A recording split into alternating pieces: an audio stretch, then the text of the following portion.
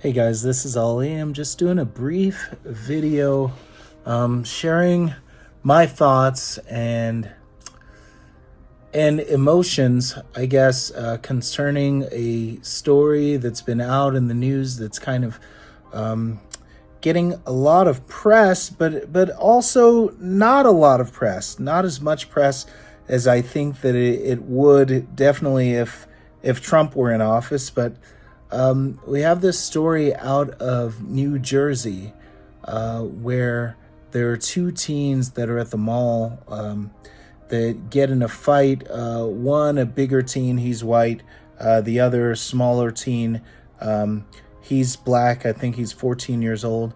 And the two teens start fighting, and then police respond to this situation, and the police kind of pull the smaller black teen away and put him on his stomach and handcuff him, put their knee on his back, while the white teen is kind of told to kind of step aside and is seated on a couch, basically watching the other teen get handcuffed. And I'd say initial reaction is bothered by what appears to be definitely some disparate treatment of these two teens. We have the white teen, who's actually the instigator, who's just sitting down watching the black teen get handcuffed by two officers. In fact, the female officer, who was supposed to be in charge of the white teen, actually leaves the white teen and assists with the handcuffing of the black teen. And then I think at one point I saw on the video, the white teen actually stands up.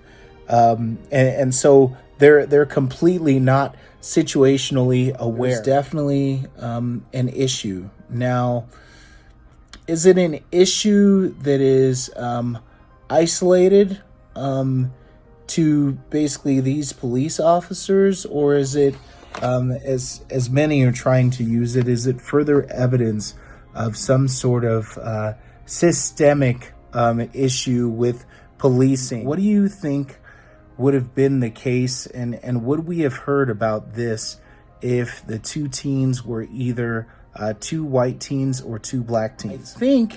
I think that we probably wouldn't have heard about it as a viral story, but definitely I can see that in that sort of circumstance, there still should have been outrage.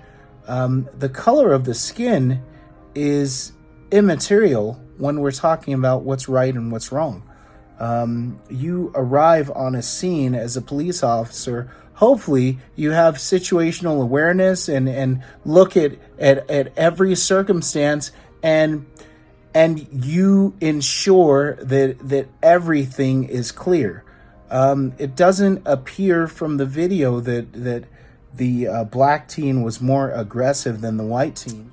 The other part of it is that issue of whether this is the evidence of systemic racism, because I read a news article and already BLM is out and in full force. They have a list of demands. They're wanting the immediate firing of the police officers. They're wanting the police officers to be disciplined.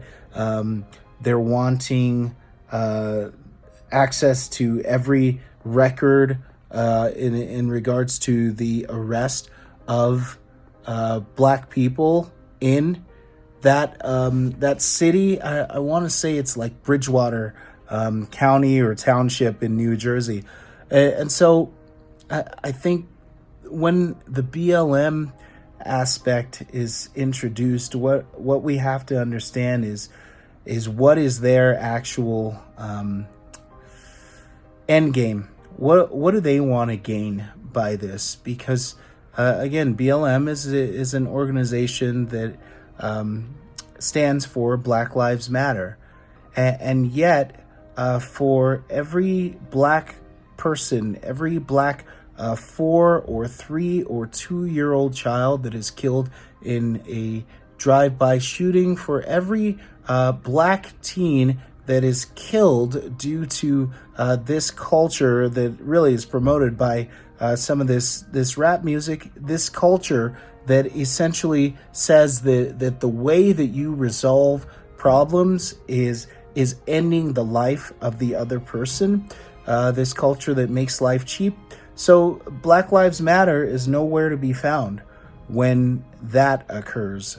But anytime that a police officer, and specifically a white or appearing to be white police officers involved, then Black Lives Matter is up in arms. And what is their motive? Is it that they're wanting actual justice? I don't think so. I think that their ultimate motive has always been and was revealed during the protest to create violence and mayhem and make the argument that America is irretrievably broken and the system that we have in America is broken to the point, meaning that if one person is suffering some sort of circumstance, that person isn't to look internally, but it's the job of the state to essentially equalize everyone's success or misery. It doesn't matter as long as it's equal. If we're all equally miserable, then that's fine. But if there is any sort of disparity, then this process of equity basically tries to clear up the disparity and bring about equity through what is essentially Marxism, right? From each according to their abilities and to each according to their need. The question always is, who determines what your need is? Well, it's going to be people like the leaders of BLM and others who are the elites of our society. Their claims of wanting actual justice need to be viewed with quite a bit of suspicion. Another component of this is that it again highlights our society's willingness, especially with this 24-hour news cycle, to immediately jump to a conclusion. And so we function best as a society when we wait for investigation, when we allow everything to be brought in before we end up making any sort of assertions or assumptions regarding a case. We don't know what happened and what motivated these officers. But I will be clear in saying that right now, what it looks like is that the officers misapplied justice, and it looks like they chose to for some reason focus on one person rather than another person, although both people were engaged in a fight. And if the reason is race, does that then follow that every police officer is racist and we need to defund the police or we need to go out and do sweeping changes, or we need more diversity and equity classes? I think this emphasis on race is actually misguided. I think we need more emphasis on our common and shared humanity. I think if we have police officers that look at situations and look at people as people and don't, by virtue of the job, start to see themselves as nothing other than an instrument of punishment, but actually see themselves as people that are supposed to restore and help and as a lot of badges say, to protect and serve, then we don't have situations that are like this, if that's actually what this situation is. And so those are some of my thoughts. And first, I don't think it would have been that big a news story if both of the teens were of the same race. That's number one. Secondly, I don't think that BLM is actually calling for justice, but they're trying to accomplish there are other more nefarious ends through this.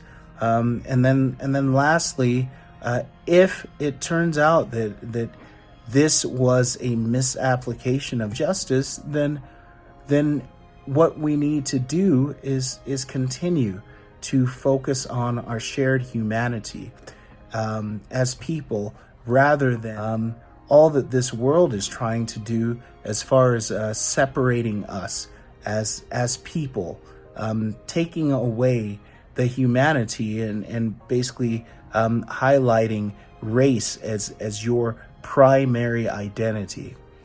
So those are my thoughts. Let me know what you think about this news story. My name's Ollie Schwaga. This has been 10 Points to Ponder.